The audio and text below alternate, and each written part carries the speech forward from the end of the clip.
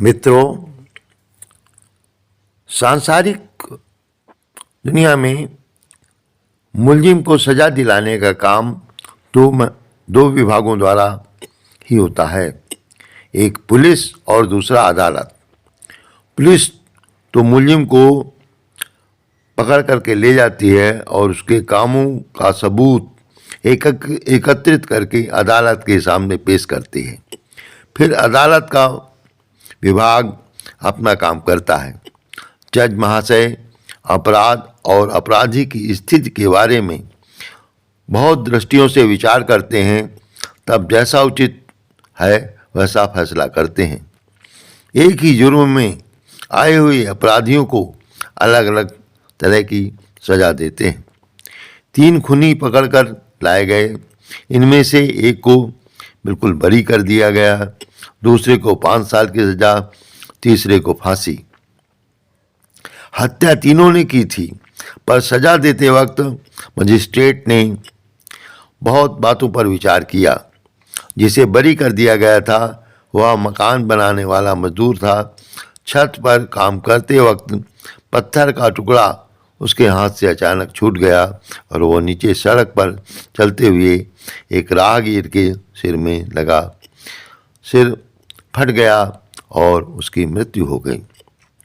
जज ने देखा कि हत्या तो अवश्य हुई, मजदूर निर्दोष है, उसने जानबूझकर पूरे इरादे से पत्थर नहीं फेंका था, इसलिए उसे बरी कर दिया गया। दूसरा मुलजिम एक किसान था।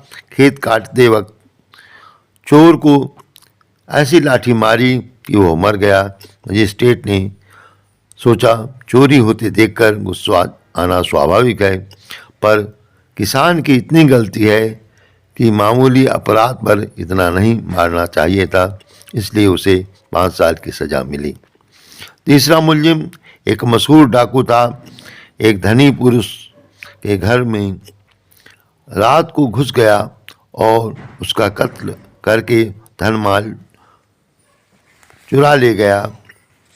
इसका अपराध जघन्य था, इसलिए फांसी की सजा दी गई। तीनों ही अपराधियों ने खून किया था। जुर्म का बाहरी रूप एक सा था, पर मजिस्ट्रेट सूक्ष्मदर्शी होता है। वह बाहरी बातों को देखकर ही सजा नहीं देता, अपितु भीतरी बारीकियों पर भली प्रकार विचार करके तब कुछ फैसला करता है। ठीक इसी तरह भीतरी दुनिया में गुप्त चित्र या चित्रगुप्त पुलिस और अदालत दोनों महकमों का काम स्वयं ही करता है। यदि पुलिस झूठा सबूत दे दे तो अदालत का फैसला भी अनुचित हो सकता है, परंतु भीतरी दुनिया में ऐसी गड़बड़ी की संभावना नहीं। अंतःकरण सब कुछ जानता है कि यह कर्म किस विचार से, किस इच्छा से, किस परिस्थिति में क्यों कर किया गया था। वहाँ बाहरी मन की सफाई या बयान देने की जरूरत नहीं पड़ती, क्योंकि गुप्त मन उस बात के संबंध में स्वयं ही पूरी जानकारी रखता है। हम जिस इच्छा से, जिस भावना से जो काम करते हैं, उस इच्छा या भावना के ही पाप पुण्य का नाप होता है। भौतिक वस्तुओं की तोल माप बाहरी दुनिया में होती है। एक गरीब आदमी 2 पैसा दान करता है और एक धनी आदमी 10,000 रुपये दान करता है। बाहरी दुनिया तो पुण्य की तौल रुपए पैसों की गिनती के अनुसार करेगी। 2 पैसा दान करने वाले की और कोई आंख उठाकर भी नहीं देखेगा, पर 10,000 रुपया दान देने वाले की प्रशंसा चारों ओर फैल जाएगी।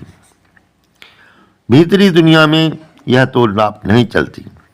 अनाज के दाने अंगोछे में बांधकर गांव के बनिए की दुकान पर चले जाएं तो वह बदले में गुड़ देगा, पर उसी अनाज को इंग्लैंड की राजधानी लंदन में जाकर किसी दुकानदार को दिया जाए तो वो कहेगा, महाशय इस शहर में अनाज के बदले सौदा नहीं मिलता, यहाँ तो पाउंड, शेलिंग, पेंस का सिक्का चलता है।